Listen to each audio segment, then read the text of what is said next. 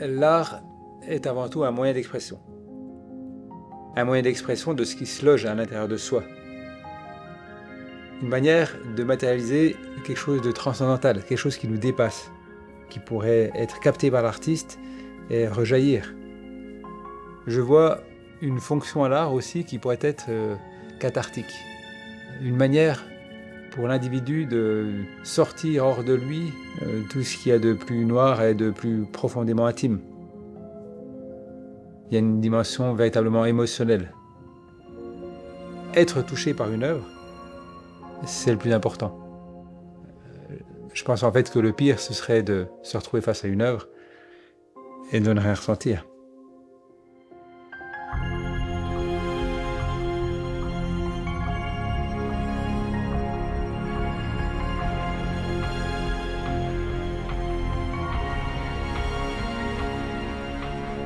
Je m'appelle François Piranda, je suis artiste plasticien, je vis du côté de Chambéry.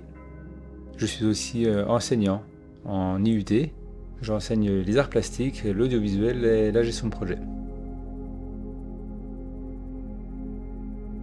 Mon atelier, c'est comme une grotte, une antre dans laquelle je vais me plonger.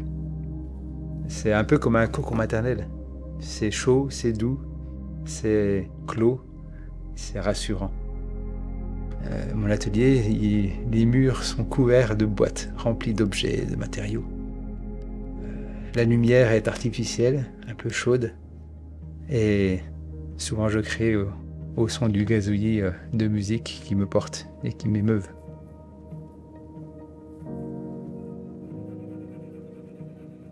Mes matériaux de prédilection sont des matériaux naturels. J'ai une affection particulière pour le bois, notamment les vieux morceaux de bois glanés au gré de mes balades. Des morceaux de bois qui ont été tannés par le temps, la pluie, le vent, le froid, et qui se retrouvent avec une pellicule, une peau d'une magnifique matérialité. En général, la plupart de mes matériaux sont des matériaux de récupération. J'aime les matériaux de récupération, au-delà de la dimension écologique, pour ce qu'ils ont de patine. Une patine du temps, une patine de l'usage qui les a précédés, qui leur donne une beauté incroyable.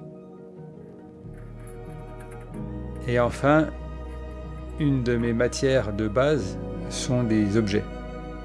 Des objets ayant appartenu pour la plupart, en tout cas initialement, à mes aïeux. Des objets de récupération qui sont chargés pour moi d'une histoire, qui portent une âme, l'âme de ce qu'ils ont pu vivre auparavant, au travers les mains de mon grand-père, de ma grand-tante.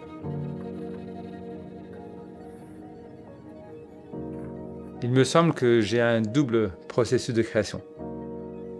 Dans un premier temps, il peut m'arriver de partir de ces objets, de ces matières.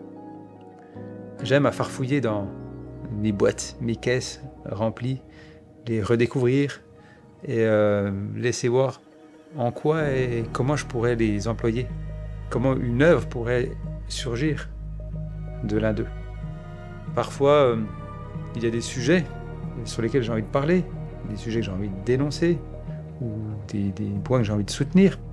Et donc partant de là, je vais avoir une recherche au travers de pratique du croquis dans mon carnet de recherche.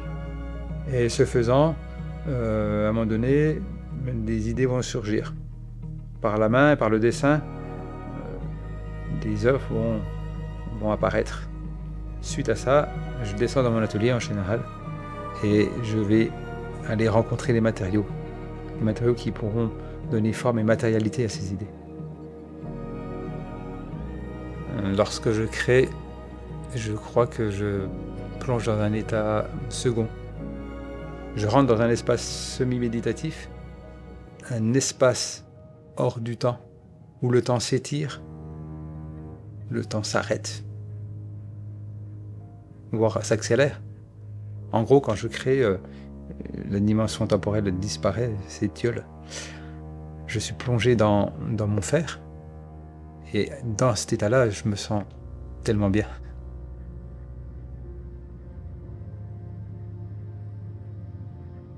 Le terme artiviste, pour le définir, c'est un mot valise qui est la contraction du mot artiste et activiste.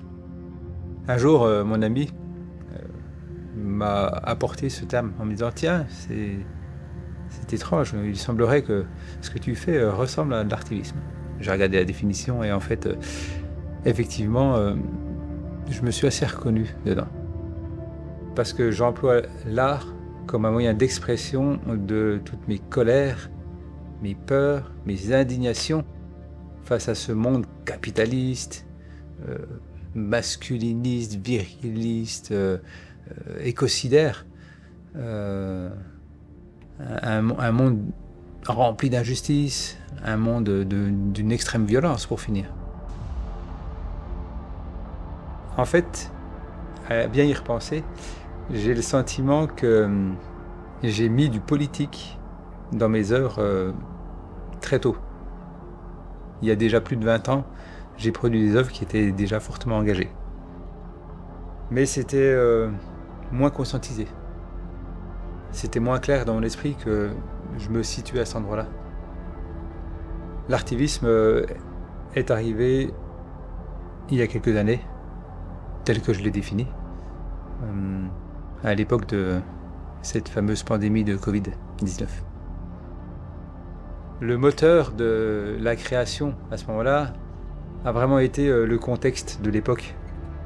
Ce climat anxiogène, la manière dont l'État, le gouvernement a géré la chose, avec un sentiment d'être pris dans un état d'injonction paradoxale, l'arbitraire de certaines décisions, à quel point les arguments sécuritaires prenaient le pas sur tout ce qui était de l'ordre des libertés individuelles, voire collectives. Dans ce contexte, toutes ces injustices ont généré en moi vraiment profondément la colère.